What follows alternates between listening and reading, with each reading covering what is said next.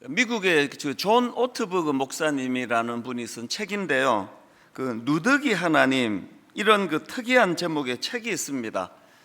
이 책 제목을 왜 이렇게 정했나, 그 맨 앞부분에 그 누더기 인형을 가지고 이제 말씀을 풀어나가는 그런 책인데요, 앞부분만 제가 읽어드리겠습니다. 맨 책의 시작이 이렇게 시작합니다.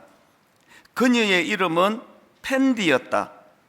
머리숱이 별로 없었고 한쪽 팔도 잃은 상태였다. 그리고 흔히 그렇듯이 자기를 꼼짝 못하게 만드는 솜으로 채워져 있었다. 그녀는 내 동생 바비가 좋아하는 인형이었다. 이게 지금 이 책의 시작이 어떻게 시작이 되는가 하면은, 이 저자의 동생이 아주 어릴 때 이제 이분의 고모가 크리스마스 선물로 그 여동생한테 이 인형을 하나 이제 선물로 이제 구입해 준 겁니다. 처음에 인형을 선물로 받을 때는 너무 예쁘고 매력적이고, 또 아이들이 뭐 그냥 이 마음을 다 빼앗길 만큼 그렇게 매력적인 인형이었는데, 이게 이제 세월이 지나가면서 아주 볼품없는 인형이 돼버렸다는 겁니다. 그 부분을 이제 좀 더 읽어드리겠습니다. 시간이 지난 후 펜디는 더 이상 특별한 인형이 아니었다. 솔직히 말하면 쓰레기 같았다. 우리였다면 벌써 버렸을 것이다. 하지만 내 동생 바비는 그 작은 누더기 인형을 여전히 사랑했다. 펜디가 한참 아름다웠을 때 못지않게 누더기가 되었을 때에도 열렬히 사랑했다. 이제 세월이 많이 흘러가지고 이건 뭐 너무 볼품없고, 이게 뭐 어떤 사람은 이게 뭐 쓰레기인가, 그렇게 초라해진 인형인데, 이 저자의 여동생은 심지어는요 이제 나이가 많이 들어가지고 인형을 갖고 놀 때가 아닌데도 불구하고, 그래서 이제 이 인형에 대한 사랑이 어느 정도였느냐 하면은, 한 번은 온 가족이 이제 캐나다로 이제 여행을 간 적이 있는데요, 그 돌아오는 길에 그 인형을 호텔에다 두고 왔다는 알게 된 겁니다. 그랬더니 그 다음 한번 들어보십시오. 일리노이 록포드에 있는 우리 집에서 캐나다로 휴가를 떠났다. 일리노이 경계에서 펜디가 함께 돌아오지 않았다는 것을 깨달았다. 그리고는 거의 다 온 길을 되돌아갔다. 펜디가 있던 캐나다의 호텔까지. 글쎄요, 일리노이 주는 제가 이민 가서 살던 주니까요, 거기서 캐나다 국경까지 넘어가는 데는 글쎄 그 나야가라 폭포 갈 때 보니까 12시간이 걸리더라고요.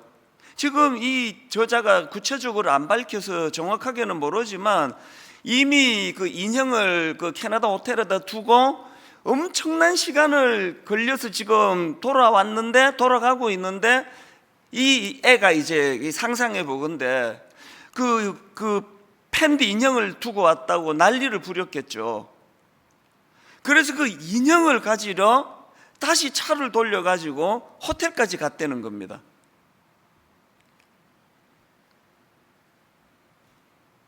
심지어는 이제 그 동생이 다 자라서 성인이 됐는데요, 어머니가 이 인형을 버리지를 못하시고 천에 싸가지고 상자에 넣어가지고 그렇게 20년 동안 다락방에다가 보관을 했고요. 나중에 이제 그 여동생이 결혼해서 자녀들을 낳았는데, 이 누더기 인형을 캘리포니아에 있는 인형 그 수리하는 데 가져가가지고 그 새 인형을 만들어서 자기 아이들에게 줬다는 겁니다. 이 내용을 쭉 제가 들으면서 이상하게 이제 자꾸 눈물이 나는 거예요. 이게 지난주에 제가 이 부분을 다시 읽으면서 그 한 대목이 이렇더라고요. 펜디에 대한 여동생의 사랑이 자기를 사랑하는 모든 사람이 그 작은 인형도 소중하게 여기도록 만들었다. 제가 이 대목에 이게 감동이 됐던 게 뭐냐면은, 바로 이 펜디라는 인형을 가지고, 그래서 책 제목을 이제 우리말로 뭐 그렇게 바꾸긴 하지만 누더기 하나님이라는 이런 그 책 제목을 가지고 풀어나가는 그 첫 대목에서, 이게 사실 좀 뭐 유치하게 보려면 그냥 유치한 내용인데 계속 이상하게 눈물이 나더라고요. 이게 어디에 제가 그 접목이 됐기 때문에 눈물이 나는 겁니까? 펜디에 대한 여동생의 사랑이 자기를 사랑하는 모든 사람이 이 작은 인형도 소중하게 여기도록 만들었다. 이게 고난주간 첫날 제가 여러분에게 드리고 싶은 메시지의 이 핵심이거든요.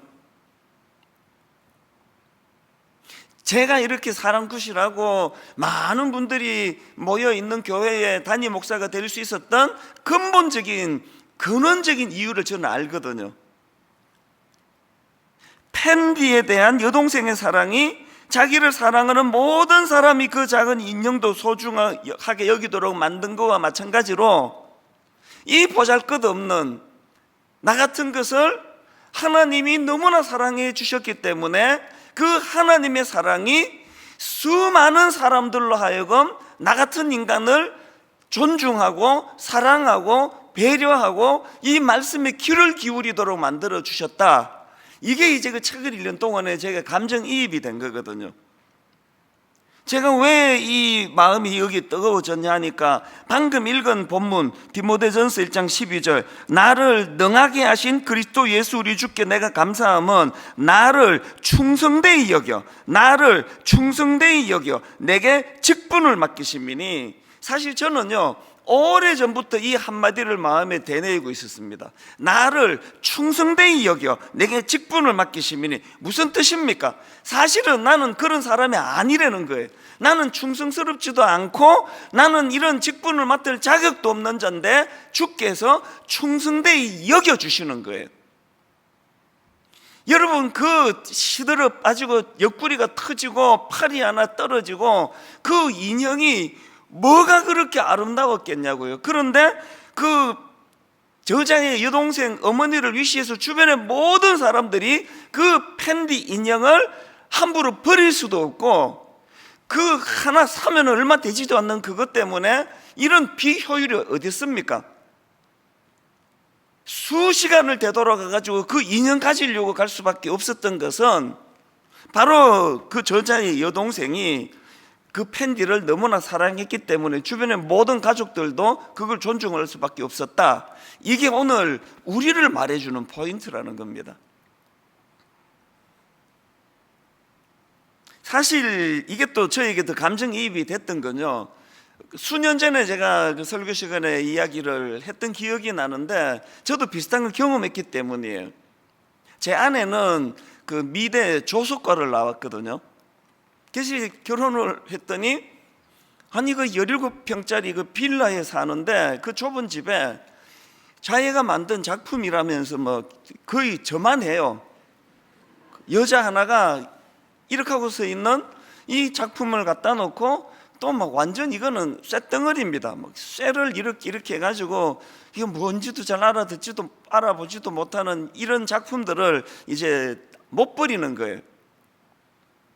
근데 이게 뭐 원래 이게 부교육자 시절에는 뭐 거의 뭐 2년에 한 번, 막 어떨 때 1년에 한 번 막 이사 다니는 때가 많은 때거든. 10몇 번 이사했던 것 같아요. 계속 이사를 다니는 과정에서 불행하게도 이 놀라운 작품 팔이 하나 떨어져 버린 거예요. 이 진짜 볼품이 없더라고요. 이 팔이 하나 뚝 떨어졌는데 되게 흉스러워요. 그리고 이제 그때나 지금에는 저는 이제 새벽에 일어나는 사람이니까 새벽에 일어나가지고 화장실 가다가 막 놀란 적도 있습니다. 어떤 이런 게 하나 서 있어가지고. 그래서 제가 계속 이거 버리자. 아니 이걸 왜 이거를 그냥 두느냐고, 이 흉스러운 이거를 버리자고 막 계속 제가 부탁하고 막 협박도 하고 막 쪼르기도 하고 그러는데 못 버리는 거예요. 절대로 못 버리는 거예요. 왜 못 버릴까요? 제가 보기에는요, 팔 하나가 떨어져 나간 거의 뭐 정말 이거는 흉물처럼 보이는 건데 제 아내 입장에서는 이게 자기가 만든 작품이기 때문에 여전히 소중한 거예요. 이게 아까 그 누더기 하나님이라는 책에 나오는 그 인형을 버리지 못하는 그 저자의 여동생하고 똑같은 마음 아니겠습니까? 사실 저는 그 이 누더기 하나님이라는 책 앞부분에 펜디 인형 그 부분을 읽다가 막 눈물이 나면서 제가 정말 후회했습니다. 내가 참 나쁜 놈이에요. 결국은 이걸 내가 버리게 만들었거든요. 그리고 막 이걸 버리는 날 속이 시원했습니다. 이게 뭐 징글징글하던 게 이제 없어졌다고. 제가요 진짜 후회했습니다. 참 저는 정말 얕은 인생이라고 어제도 고백했지만요, 그 소중한 걸, 그 팔 떨어져 나간 그 조각 작품 하나 우리 집에 지금도 보관이 됐더라면 진짜 제게 은혜의 도구가 됐을 것 같아요.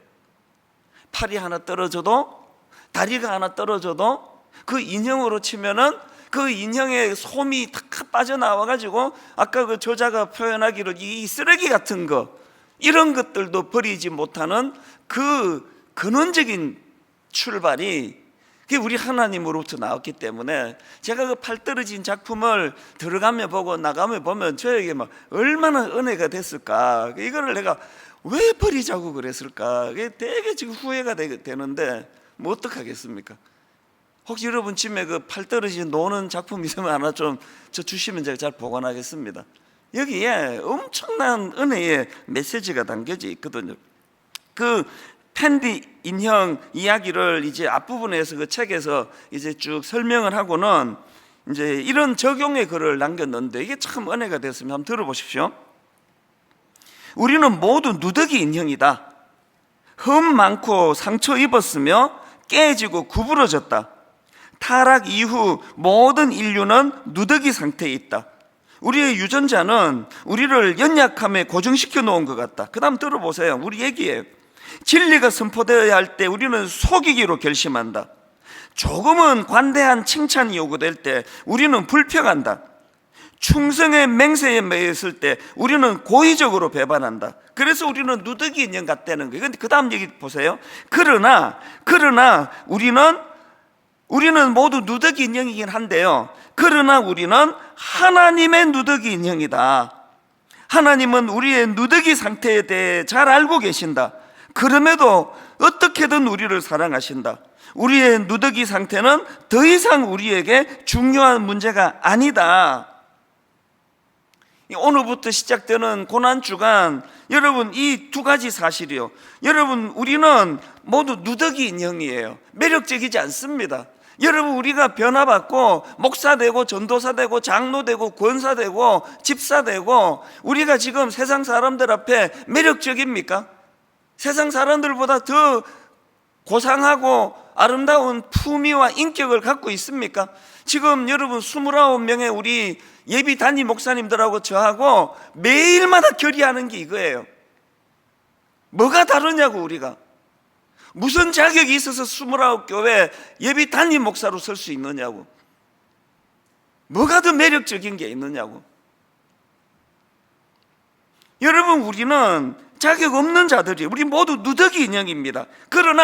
그럼에도 불구하고 놓치지 말아야 되는 또 하나 다른 균형이 뭐냐, 우리 누더기 인형 맞습니다. 그런데 여러분, 그러나 우리는 하나님의 누더기 인형이에요. 하나님이 결코 버리지 못하는, 팔이 하나 잘려버린 조각 작품 같은 우리지만 이제는 한 20년 세월이 흘러가지고 도대체 이게 인형이 흉스러워서 이게 도대체 봐줄 수가 없는 그런 인형이 돼버렸음에도 불구하고 절대로 이 인형을 버릴 수 없어 꽁꽁 싸가지고 20년 동안이나 다락에다가 보관해야 되는 하나님의 누더기 인형이라는 겁니다.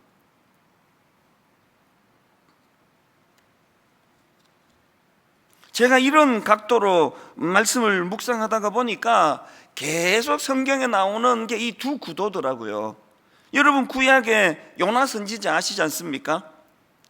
요나 입장에서는 하나님께서 그 악한 니느웨 사람들을 소중히 여기고 그들을 구원하시려는 계획을 용납할 수가 없는 거예요. 아니 어떻게 이런 일이 있을 수가 있느냐고. 아니 여러분 사실 요나의 생각이 옳은 거 아닙니까? 그 니느웨 사람들이 얼마나 악한데 그들의 악독은 이루 말할 수가 없는데 요나의 생각이 옳은 거 아닙니까?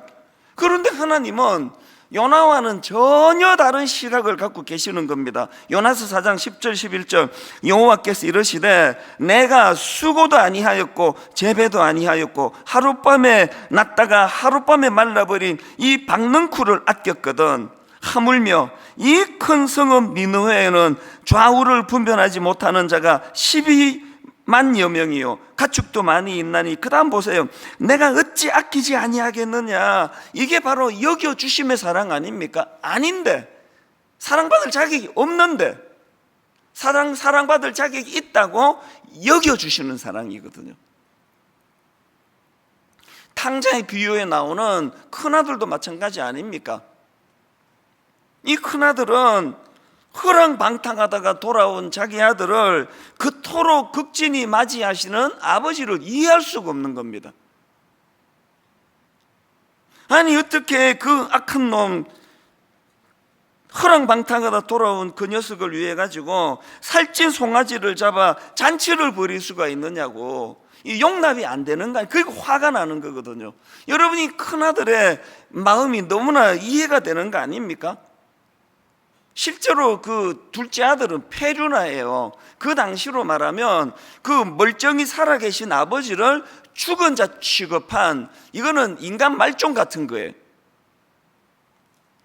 그런데 여러분, 그 아버지의 시각이 너무나 이성이 발달한, 그래서 논리정연하고 뭐 누가 이야기하면 뭐 반박할 수 없는 그런 이론으로 무장한 그 큰아들이 갖고 있던 시각과는 완전히 다른 거 아닙니까?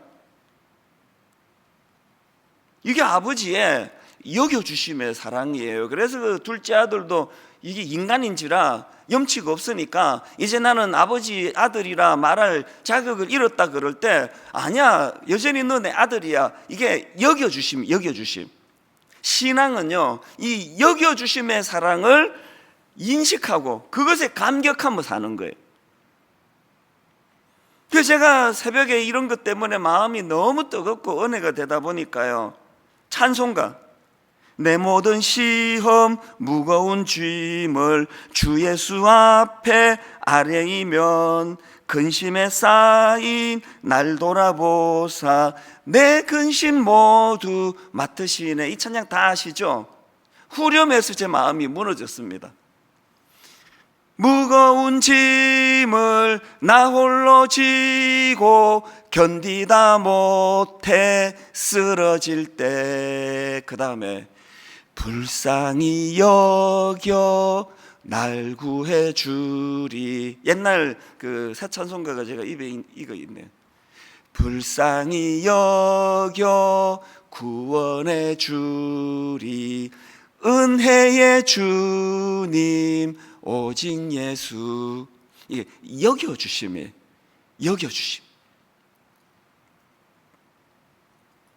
그러고 보면은 오늘 이 본문을 기록한 사도 바울이나 또 오늘 이 자리에 참석한 저나 여러분 모두가 다 하나님으로부터 얻게 된 여겨주심이 두 종류의 여겨주심의 은혜를 입었는데요. 첫 번째 여겨주심이 뭐냐? 우리 존재에 대하여 아닌데 이 소중한 존재로 여겨주시는 거예요. 소중한 존재로 여겨주시는 것. 이사야 43장 1절, 야곱아 너를 창조하신 여호와께서 지금 말씀하시느니라. 이스라엘아 너를 지으신 이가 말씀하시느니라. 너는 두려워하지 말라. 내가 너를 구속하였고 내가 너를 지명하여 불렀나니 너는 내 것이라. 이렇게 선포하고는 너는 내 것이라라고 선포한 이 말씀이 뒤따라오는 여겨주심이 4절입니다. 내가 내 눈에 보배롭고 존귀하며 내가 내 눈에 보배롭고 존귀하며 내가 너를 사랑하였은즉 내가 너 대신 사람들을 내어주며 백성들이 너의 생명을 대신하리니. 이게 소중한 존재로 여겨주심이에요. 여겨주심.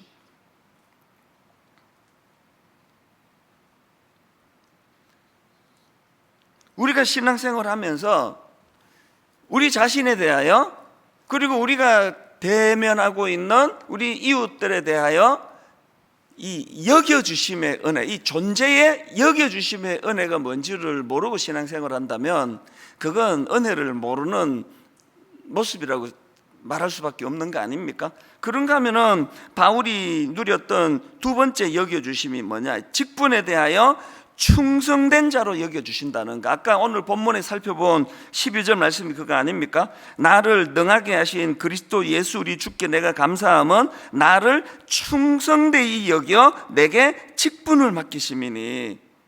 지금 사도 바울이요, 아닌데, 그 13절부터 보면은 자기는 오히려 주님을 핍박하고 예수 믿는 사람으로 핍박한, 나는 자격 상실한 자인데 주님이 나를 충성된 자로 여겨주시는 은혜. 그래서 여러분, 이렇게 이 여겨주심, 이 아닌데 사실은 충성된 자로 여겨주시고, 그리고 내 존재가 그 옆구리 터진 그 인형 같은, 혹은 팔 하나 잘린 조각품 같은, 이제는 내가 더 이상 매력도 없고 뭐 사람들 앞에 내세울 게 하나도 없는 사람이라는 이런 상처가 많음에도 불구하고 여전히 내 존재를 귀한 것으로 여겨주시는 그 은혜에 감격하면요, 이런 사람들에게서 나타나는 특징이 하나 있습니다. 그게 뭘까요? 자, 이 답을 말씀드리기 전에 먼저 제가 한 가지 살펴볼 것이 있는데요.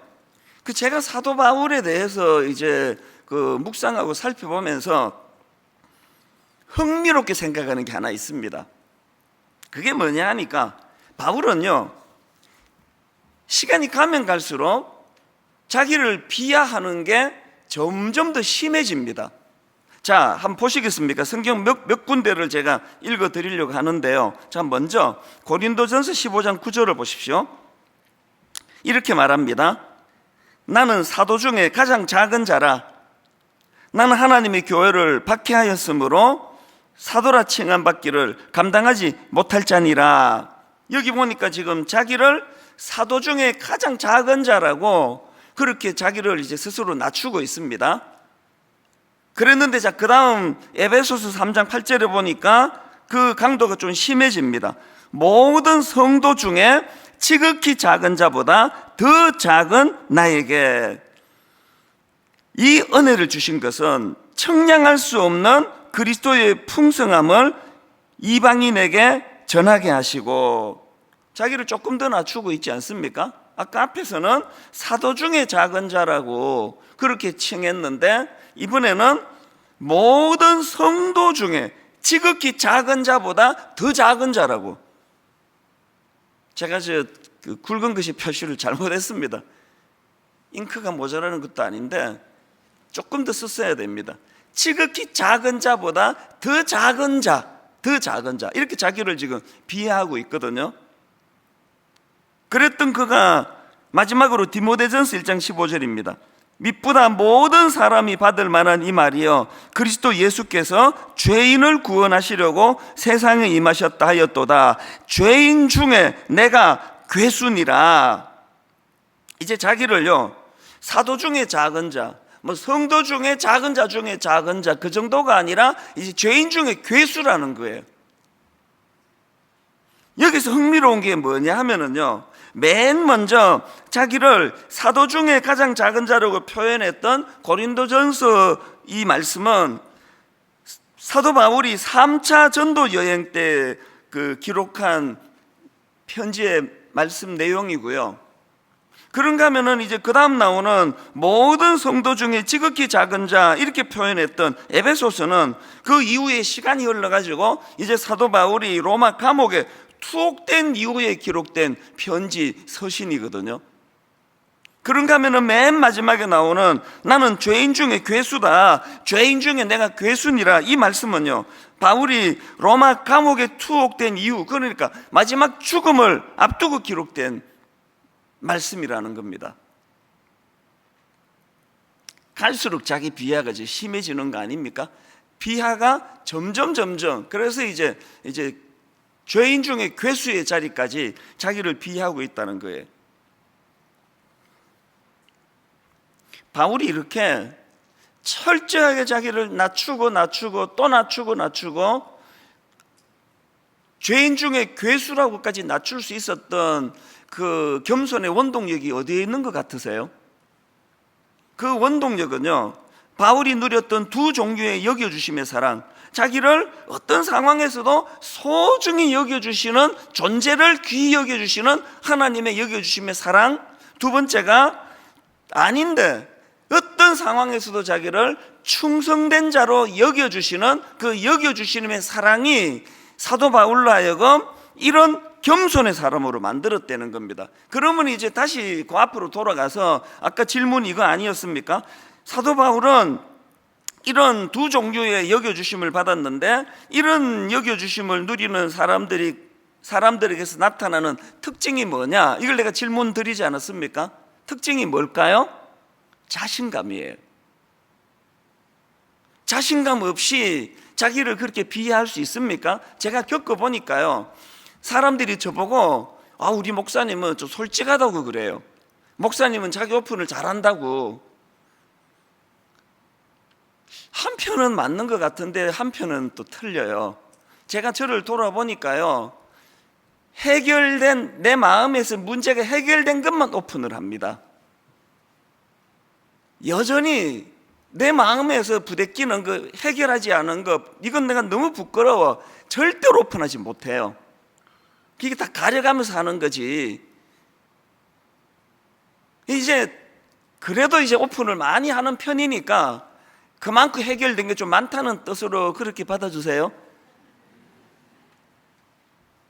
여전히 예수 믿는데 마음에 해결된 어떤 문제가 해결되지 않은 게 많은 분일수록, 그래서 저는 우리 교역자들 중에 어떨 땐 일부러 찌르기도 하고 일부러 자존심을 건들기도 하고 그거를 터트려야 되는데, 이거를 못하는 교역자가 가끔씩 있으면 너무 마음이 아파요. 여러분에게 사도 바울이 가진 이 긍지와 이 자부심, 또 이 자신감이 여러분에게 있습니까? 이 사도 바울의 모습을 보면서 우리 스스로에게 질문해야 됩니다. 내게는 이 두 종류의 여겨주심의 사랑을 받는 자들이 누리는 이런 자신감이 여러분에게 있습니까? 왜 클핏하면 상처를 받습니까? 왜 클핏하면 그렇게 자꾸 오해를 하십니까? 상대방이 그런 뜻으로 말한 것도 아닌데 왜 자꾸 괴로워하면서 저 사람이 나 비웃는 것 같다고, 그거 왜 그러십니까? 왜 여러분, 우리는 사도 바울이 가진 이 겸손함, 자기 스스로를 낮추고 사람들은 시간이 갈수록 사도 바울의 존재를 너무나 우뚝 선 위대한 종으로 그렇게 인식을 하는데, 왜 자기는 정반대로 점점 자기 비하가 심해진다 할 정도로 그렇게 자기를 겸손히 낮춥니까? 그리고 거기에 사실은 보이지 않는 영적인 자신감이 거기에 배어져 있다는 걸 우리는 인식하고 살아가지 못합니까? 왜 그렇습니까? 사도 바울이 누렸던 이 두 종류의 여겨주심의 사랑, 이거를 누렸기 때문에 오늘 본문 14절에 그의 자신감을 보십시오. 우리 주의 은혜가 그리스도 예수 안에 있는 믿음과 사랑과 함께 넘치도록 풍성하였도다. 정말 저는 이번 고난주간에 저와 우리 모든 성도님들의 입술에 이 14절의 고백이 있었으면 좋겠습니다. 우리 주의 은혜가 그리스도 예수 안에 있는 믿음과 사랑과 함께 넘치도록 풍성하였도다. 이 풍성함이 우리로 하여금 자신감을 되찾아주고 우리로 하여금 삶의 여유를 가져다 줌으로 말미암아, 어제 제가 눈물로 고백하며 기도하지 않았습니까? 저 사람이 나한테 뭐라고 시비 걸고 없는 말로 모함하는 그 사람이 미운 게 아니라요, 이 정도까지도 포용하지 못하는 좁아터진 내 존재, 이 내 속이 너무 속상하고 너무 원망스러운 거 아닙니까? 왜 여유가 없느냐고요? 이 사랑의 풍성함을 모르기 때문입니다. 그래서 저는요, 이번 이제 이 고난주간에 하여튼 가정의 대화가 복구되기를 원하고, 그 옛날에 우리는요, 가정 이런 말보다 식구라 그랬어요. 난 그 말이 너무 좋아요. 식구가 뭡니까? 밥 십자의 입구 아닙니까? 밥 같이 먹는 사람이 식구예요. 사랑하는 예수 믿는 성도님들의 가정마다 이 고난주간을 계기로 밥 같이 먹는 시간이 확보됐으면 좋겠습니다. 같이 밥을 먹으면서, 그래서 저는 이번에 이 순서들을 할 수 있는 대로 다 줄이고, 그리고는 이 은혜를 가정 안에서 이 오늘 주신 이 말씀을 가지고 좀 대화를 나눠보시면 얼마나 좋겠습니까? 그래서 이 두 가지 실천사항을 말씀드릴 테니까요, 이걸 이제 이따가 조금 있으면 예배가 마쳐지면 우리 가족 간에 이 문제를 가지고 서로 축복하고 대화하고 기도의 소재로 삼으시면 좋겠습니다. 고난 주간에 우리가 실천해야 될 두 가지 사안 중에 첫째, 바로 이 하나님의 이 여겨주심의 사랑을 좀 누리시기를 바랍니다. 이 여겨주심의 사랑을 누리는 자가 삶에 여유가 있고 풍성함이 있고 자신감이 있고 자기를 드러내는데 어떤 부끄러운 것들도 부끄럽게 여기지 않을 수 있게 된다고 한다면, 그래서 로마서 5장 6절, 우리가 아직 연약할 때에 기약대로 그리스도께서 경건하지 않은 자를 위하여 죽으셨도다. 그 다음 8절, 우리가 아직 죄인 되었을 때에 그리스도께서 우리를 위하여 죽으심으로 하나님께서 우리에 대한 자기의 사랑을 확정하셨느니라.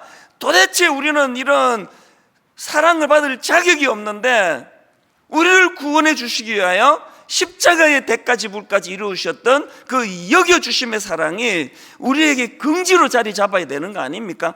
저는 인터넷을 검색하다가 미국의 풀러 신학교 교수님이라고 하네요, 이안 피터 왓슨 교수님이라는 분이 했다는 명언 하나를 발견했습니다. 아까 누더기 하나님의 그 첫 부분에도 이 교수님 이름이 나오는 걸 제가 봐서 검색을 해봤더니요, 이분이 이런 명언을 남겼네요. 이안 피터 왓슨이. 들어보세요. 어떤 것은 가치 있기 때문에 사랑을 받는다.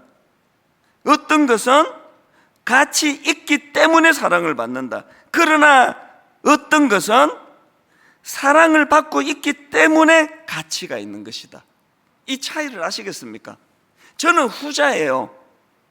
저는요, 내 존재가 가치 있는 그 무엇, 다른 어떤 목사님들이 갖고 있지 않은 어마어마한 어떤 매력을 갖고 있어서 제가 가치 있다고 생각하지 않습니다. 저는 후자예요. 사랑을 받고 있기 때문에 내가 가치가 있는 거예요.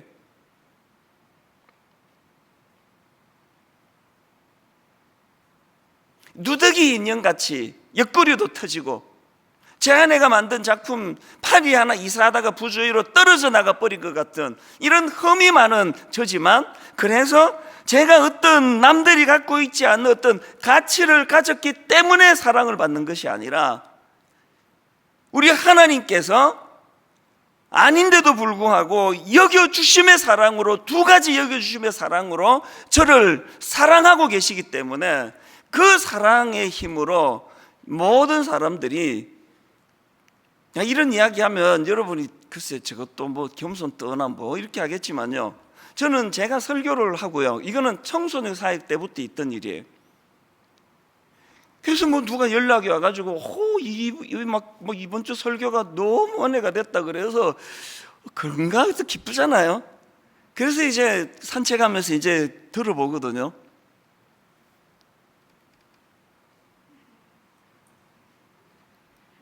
하도 이해가 안 돼가지고요, 예전에 청소년 사회 갈 때 그 중학교 애들이 막 목사님 오늘 막 은혜 받았다 그래가지고 제가 내린 결론이 뭐냐, 이게 내가 지금 이렇게 설교를 이렇게 했는데 성령님이 우리 성도님 귀에는 이렇게 들리게 이걸 물리적으로 바꾸어 주시나. 내가 진짜 그렇게 생각한 적이 있습니다.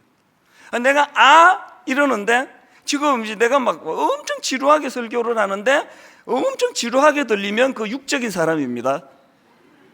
지금 엄청 지루한 분은 그 문제가 많은 분이에요. 지금 내가 엄청 지루하게 설교하는데 내가 이제 매력 없는 계속 하고 있는데 성령님은 이분들 귀에 어로 들리게 하시는가 보다. 내가 그렇게 해석한 적도 있다니까요. 다시 말씀드립니다. 어떤 것은 가치 있기 때문에 사랑을 받는다. 그러나 어떤 것은 사랑을 받고 있기 때문에 가치가 있다. 저와 여러분 모두가 다 내 인생이 유난히 사랑받을 수밖에 없는 매력을 가진 존재라서 사랑받는다면 하나님의 은혜를 모르는 사람이에요. 수만 명이 나를 인정하고 수천 명이 나를 인정한다 하더라도 여전히 나는 사랑받을 자격이 없는 인생이라, 여전히 나는 사랑받을 수 없는데 여겨주심의 사랑을 받기 때문에, 하나님이 나를 사랑하시기 때문에 그래서 여러분 요한일서 3장 1절 보라 아버지께서 어떠한 사랑을 우리에게 베푸사 하나님의 자녀라 일컬음을 받게 하셨는가 우리가 그러하도다. 제발 좀 이 여겨주심의 사랑으로 여러분 스스로가 이런 긍지가 좀 있으면 좋겠습니다. 팔 떨어져 나간 조각품이지만 주인이 저 무지한 남편과 싸우면서까지 이거 버리지 않으려고 애쓰는 그 사랑을 여겨주심의 사랑을 받는 그 조각 작품, 이게 우리라는 거 아닙니까? 그래서 저는요 어릴 때부터 흥얼거리던 내가 연약할수록 더욱 귀히 여기사, 그 1절이 예수 사랑하시면 난 3절이 더 좋아요. 1절도 너무 주옥 같지만 내가 연약할수록 더욱 귀히 여기사, 이게 뭡니까? 제 방에 이렇게 제 사무실 벽에 써놓고 있는 그거 아닙니까? 덜 논리적이면서 더 사랑하라.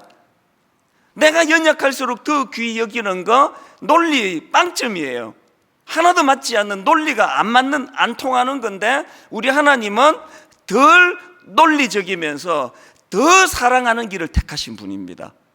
그 사랑이 오늘 저를 이렇게 자신감 넘치는 인생으로 바꾸어 가고 있는 거.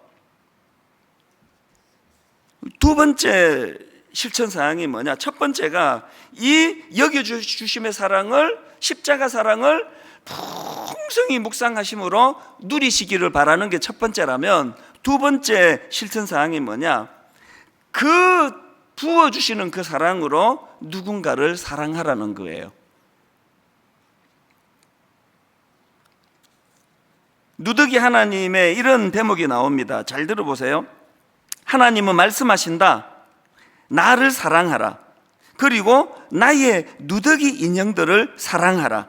하나님은 말씀하신다. 나를 사랑하라. 그리고 나의 누더기 인형들을 사랑하라. 이것은 패키지 거래다. 우리가 하나님 앞에 이 여겨주심의 사랑을 충분히 누리고, 그래서 이 사랑으로 내가 점점 하나님 앞에 은혜에 대한 감격이 넘쳐진다면 그 사랑으로 누군가를 사랑하라, 이 패키지래요. 그래서 하나님이 나를 존귀히 여겨주시는 것처럼 우리도 여호와 하나님을 존귀히 여기는, 하나님을 소중히 여기는 마음을 가질 뿐만 아니라 그 하나님을 소중히 여기는 그 마음으로 나의 누더기 인형들을 사랑하라. 제가 다시 부탁을 드립니다. 29 목사님들 지금 엄청 긴장하고 있거든요. 그 29 목사님을 덜 논리적이면서 더 사랑하는 방식을 택하신 하나님의 방식으로 판단하고 정죄하고 비판하는, 우리의 발달된 그 사람을 평가하는 그 실력이 좀 죽었으면 좋겠어요. 그래서 이 29 목사님들이 너무나 주님 안에서 성숙한 성도님들을 만나면서 드디어 긴장이 풀어질 때 기량이 나타나 마음껏 사랑하게 될 줄로 믿습니다. 그래서 저는 이런 면에서 요한일서 4장 10절 사랑은 여기 있으니 우리가 하나님을 사랑한 것이 아니요 하나님이 우리를 사랑하사 우리 죄를 속하기 위하여 화목제물로 그 아들을 보내셨음이라. 사랑하는 자들아 하나님이 이같이 우리를 사랑하셨은즉, 사랑하는 자들아 하나님이 이같이 우리를 사랑하셨은즉 우리도 서로 사랑하는 것이 마땅하도다. 결론을 맺습니다. 이번 고난주간의 주제가요, 십자가 변화의 능력입니다. 십자가 변화의 능력. 변화의 능력이 여겨주심의 하나님의 사랑으로부터 시작이 된다면 그 풍성해진 이 십자가 사랑을 가장 먼저 흘려보내주는 대상은 당연히 가장 가까운 데 있는 분들이에요. 그게 가족입니다. 그게 가정이고요. 오늘서부터 금요일까지 식구, 저녁을 같이, 식사를 같이 하고 말씀을 같이 듣고 오늘 주신 이 여겨주심의 사랑으로 어떻게 우리가 서로 더 사랑하고 섬길 건지 가족 간에 많은 대화가, 또 기도 제목이 오가게 되기를 바랍니다. 덜 논리적이면서 더 사랑하라. 이 말씀을 기억하시면서 아까 우리 그 예배가 시작될 때 찬양팀에서 불렀던 찬양인데 너무 은혜가 돼서 이거 한 번 더 부르면 좋겠다고 제가 찬양팀에 부탁을 했는데요. 어둠 속 헤매이던 내 영혼 갈 길 몰라 방황할 때에 주의 십자가 영광의 그 빛이 나를 향해 비추어 주셨네. 어둠 속 헤매던 내 영혼 갈 길 몰라 방황할 때에 주의 십자가 영광의 그 빛이 나를 향해 비추어 주셨네. 그리고 말씀하십니다. 아닌데 여겨주심의 사랑으로, 여겨주심의 사랑으로 우리를 인도해 주십니다. 가사를 생각하시면서 우리 함께 이 찬양 불러드립니다. 어둠 속 헤매이던 내 영혼, 어둠 속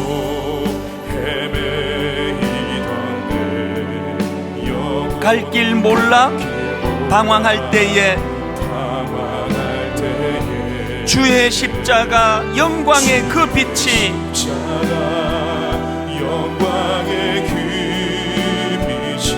나를 향해 비추어 주셨네. 주홍빛보다 더 붉은 내 죄, 그리스도의 피로 씻기어 완전한 사랑, 주님의 은혜로 새 생명 주께 얻었네. 은혜 아니면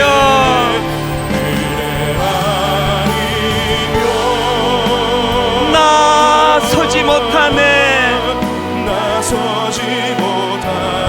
십자가의 그 사랑, 능력 아니면 나서지 못하네.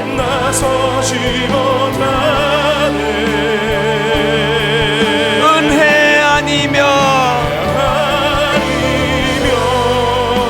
나서지 못하네.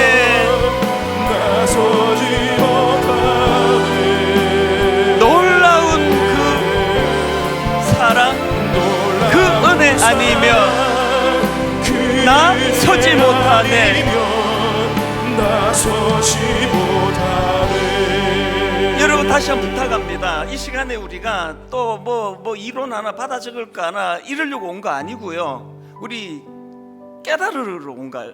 사랑받으러 온 겁니다. 여겨주심의 사랑, 이 두 종류의 여겨주심의 사랑. 팔 떨어진 조가품 같고 이제는 그 인형 이제 용도가 다 끝났습니다. 이제 애도 다 컸고 누더기처럼 돼가지고 누가 보니까 이거 쓰레기인가? 이거를 버리지 못해 꼭꼭사 20년을 다락방에다 올려놓을 수밖에 없는 것, 사랑을 받았기 때문이에요. 여겨주심의 사랑, 내 존재에 대하여 소중히 여겨주시는. 여러분 너무너무 부끄러운 고백이지만 제가 열등감이 얼마나 많은지 아십니까? 옛날에 그 흔적이 틈만 나면 새 나와요. 난 더 이상 사랑받을 수 없을지 모른다는, 심지어는 제 아내에게도 종종 내가 그걸 확인하고 싶은 게 이게 누더기 인간으로서의 본능으로서의 저의 모습이에요. 그러나 십자가 아래에서 이런 나를 결단코 버리지 아니하시는, 전혀 아닌데 나를 소중한 존재로 여겨주시는 그 하나님의 은혜, 그 새벽마다 제가 회복이 되거든요. 오늘 여러분 고난주간을 맞이해서 이 여겨주심에, 내 존재가 아닌데 너무나 보배롭고 소중하다고 여겨주시는 그 사랑이 여러분 안에 있는 내면의 열등감을 다 녹여버리는 능력이 되기를 원합니다. 그런가 하면은 아닌데 충성된 자로 여겨주시기 때문에 눈물을 흘리며 목회를 하고 교회를 섬기고 눈물을 흘리며 은혜에 감격하며 헌신할 수 있다면, 아버지 오늘 너무너무 무기력해진 우리의 심령인데 이 여겨주심의 사랑이 단번에 내 무기력함을, 내 우울한 마음, 심지어는 이 우울증 이런 것들을 치료하는 능력이 되기를 원합니다. 이런 사모하는 마음을 가지고 두 종류의 여겨주심을 마음에 담고 이 십자가 사랑, 우리 은혜 아니면 나 서지 못하네. 우리 처음부터 다시 한번 어둠 속 헤매이던 내 영혼 가사를 불러드립니다. 십자가를 묵상하며 눈을 감고 어둠 속 헤매이던 내 영혼, 갈 길 몰라 방황할 때에, 이게 우리의 모습 아닙니까? 주의 십자가 영광의 그 빛이 내가 매일 십자가 앞에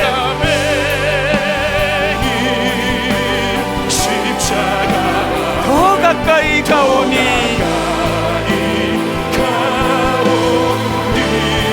구세주의 흘린 봄의 피로써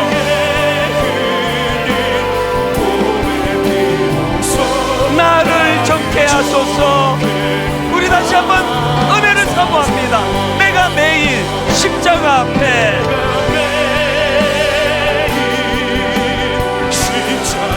더 가까이 가오니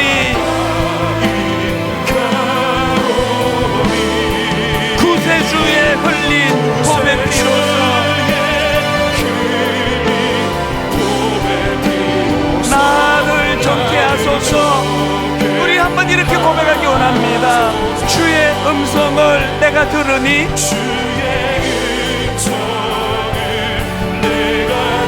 사랑한단 말일세.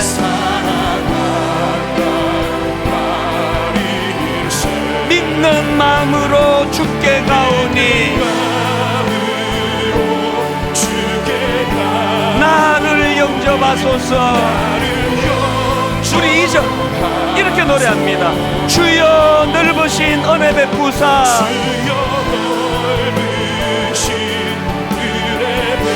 나를 받아주시고 나의 품은 뜻 주의 뜻같이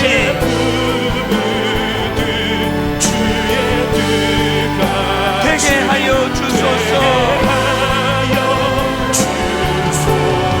내가 매일 십자가 앞에 십자가 더 가까이 가오니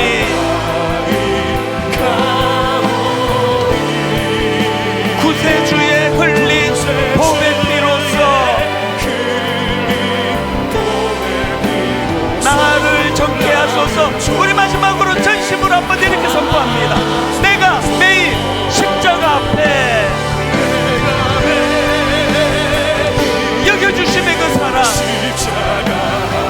내 더 가까이 가오니 구세주의 흘린 봄의 피로써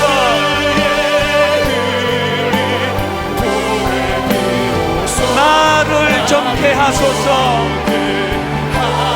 나를 정케 하소서.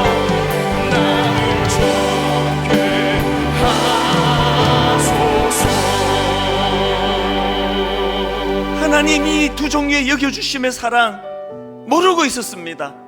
아버지의 존재를 귀히 여겨주시고 아닌데 충성스러운 자라 여겨주시는 그 사랑, 하나님 그 사랑으로 회복되는 고난주간 되기 원합니다. 각자에게 주신 은혜의 말씀을 따라 같이 기도하기 원하는데요, 오늘 저를 따라 큰 소리로 3번 선포하고 우리 통성으로 기도하기 원합니다. 이렇게 따라 선포해 주시기 원합니다. 주여 은혜를 주옵소서. 주여 은혜를 주옵소서. 주여 은혜를 주옵소서. 주여 은혜를 주옵소서. 주여 은혜를 주옵소서. 주여 은혜를 주옵소서. 다 같이 한 목소리로 기도하십니다. 살아계신 하나님 아버지, 하나님 은혜를 이 시간 선포합니다. 주여 은혜 주시기 원합니다. 아버지 우리를 여겨주시는 것이 원합니다. 함께 기도하기를 원합니다. 아버지 임재해 주셔서 아버지 나에 대해서 진하여 여겨주신 그 놀라운 사랑을 찬양합니다. 하나님 내가 어떤 상황에서도 나를 소중한 존재로 충성하시는 여겨주시는 사랑이 우리 아버지 앞에서 멈춰주시기 원합니다. 하나님 여겨주시는 은혜가 버지게 해주시옵고 하나님 아버지 그 불쌍히 여길 수 있는 은혜, 경쟁과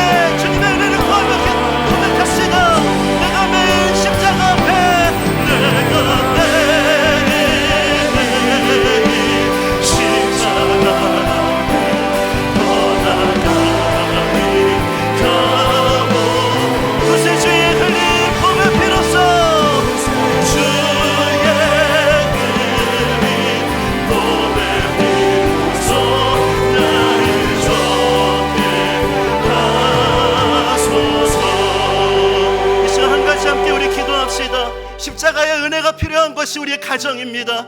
하나님, 우리 가정 가운데 십자가의 은혜가 필요합니다. 하나님, 십자가의 은혜로 우리 가정을 새롭게 하여 주시옵소서.